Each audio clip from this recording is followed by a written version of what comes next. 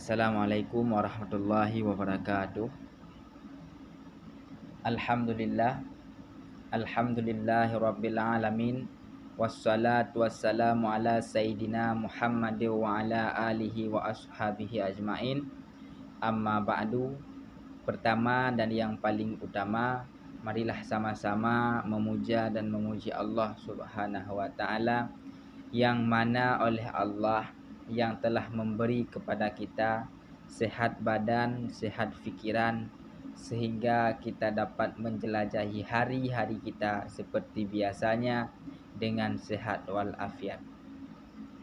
Kemudian selawat beriringan dengan salam, marilah sama-sama kita sanjungkan kepada kepangkuan alam Nabi besar, yaitu Nabi Muhammad sallallahu alaihi wasallam beserta keluarga al sahabat beliau sekalian yang seiring bahu seayun langkah dalam memperjuangkan agama Allah.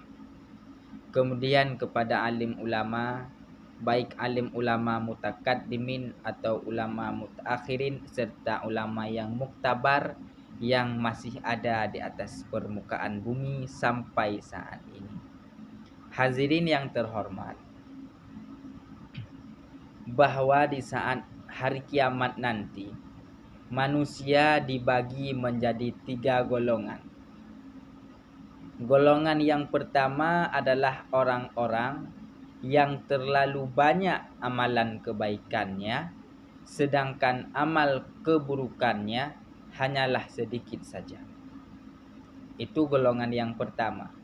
Golongan yang kedua adalah orang-orang yang terlalu banyak keburukannya, akan tetapi kebaikannya sangatlah sedikit.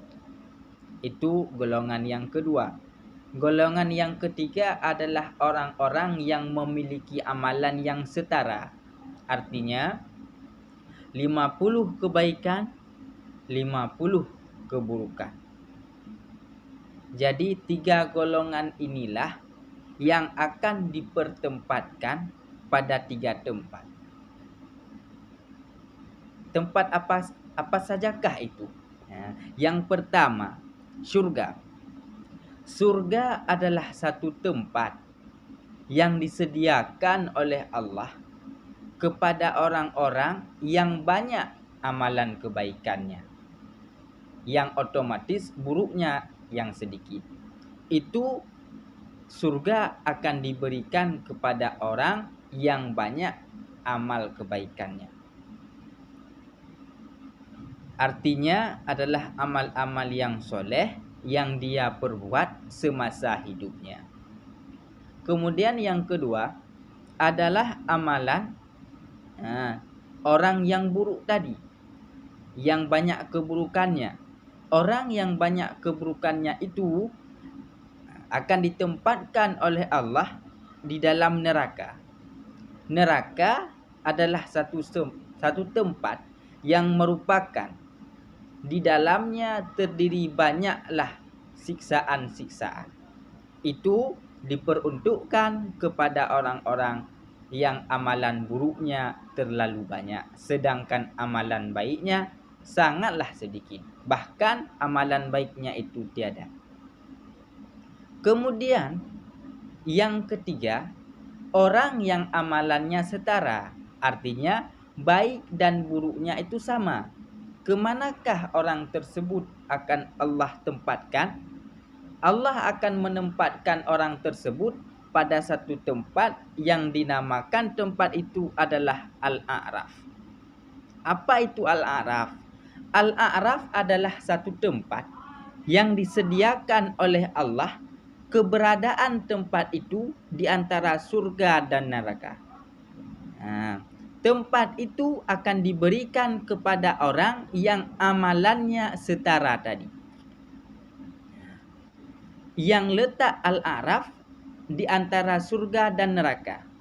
Maka Allah sesekali memerintahkan orang di atas Al-A'raf, hai orang-orang di atas Al-A'raf, berpaling olehmu kepada kirimu.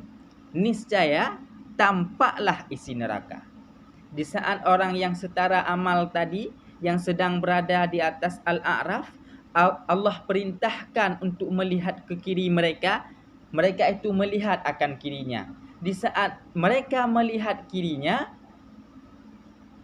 mereka akan melihat siksaan-siksaan yang amat dahsyat yang ada di dalam neraka. Sehingga orang di atas Al-A'raf ini merasa takut yang luar biasa. Sehingga orang di atas Al-A'raf tadi mendoakan, "Ya Allah, jauhkan olehmu daripada kami, daripada siksaan api neraka yang sangat perih ini." Sehingga orang di atas Al-A'raf yang tadinya ada yang semangat, ada yang badannya gemuk menjadi kurus. Kenapa? Karena dia melihat bahwa siksaan di dalam neraka tadi sangatlah perih. Maka orang di atas Al-A'raf itu amatlah takut sehingga ia menjerit menderita karena dia melihat. Itu baru melihat. Melihat saja rasa ketakutan yang dirasakan sangatlah luar biasa. Namun demikian Allah juga memerintahkan kepada orang di atas Al-A'raf, "Hai orang-orang di atas Al-A'raf, berpaling olehmu kepada kananmu." Di saat orang di atas Al-A'raf itu memaling kepada kanannya, niscaya tampaklah isi syurga. Di saat tampak isi syurga itulah orang di atas Al-A'raf merasa senang sekali dengan nikmat yang dilihat di dalam syurga yang luar biasa. Sehingga orang di atas Al-A'raf tadi mendoakan, "Ya Allah, tempatkanlah kami ke dalam syurgamu itu. Kami rindu akan nikmat yang ada di dalam syurga." Jadi pada saat ini yang dijadikan sebuah pertanyaan, sampai kapankah orang di atas Al-A'raf itu berada? Seberapa lamakah orang di atas Al-A'raf itu berada? Wallahu alam, yang demikian itu hanyalah Allah yang tahu seberapa lama orang itu di atas Al-A'raf. Dan kemanakah yang terakhir orang di atas Al-A'raf itu? Apakah akan kekal di atas Al-A'raf itu?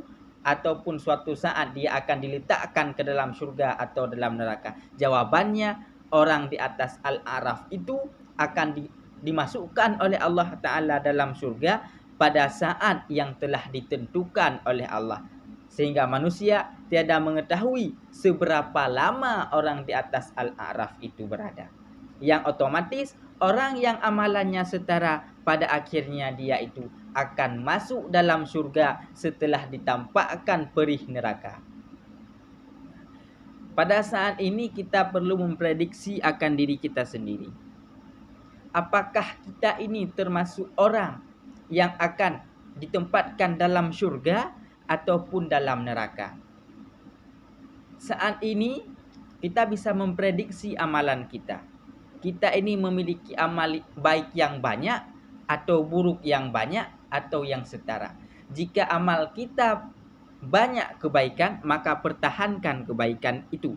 Dan jika amalan kita banyak kejahatan, usahakan kita kurangi kejahatan itu atau keburukan itu dengan kita tambah kebaikan. Dan jika amalan kita setara, maka usahakan perbanyaklah kebaikan agar kita sama-sama masuk dalam surga Allah yang telah ditentukan oleh Allah Subhanahu wa taala, karena negeri akhirat itu adalah negeri yang kekal untuk selama-lamanya, karena kehidupan dunia ini hanyalah sementara. Wal akhiratu khairu wa abqa. Karena kehidupan akhirat itulah yang kekal selama-lamanya. Karena kehidupan dunia ini hanyalah sebentar saja. Kita hidup di dunia ini sebagai perantauan saja.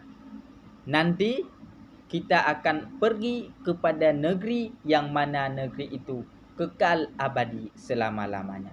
Cukuplah sekian daripada saya yang mungkin bisa menjadi bahan kajian ulang buat kita sendiri ataupun buat para hadirin sekalian. Assalamualaikum warahmatullahi wabarakatuh.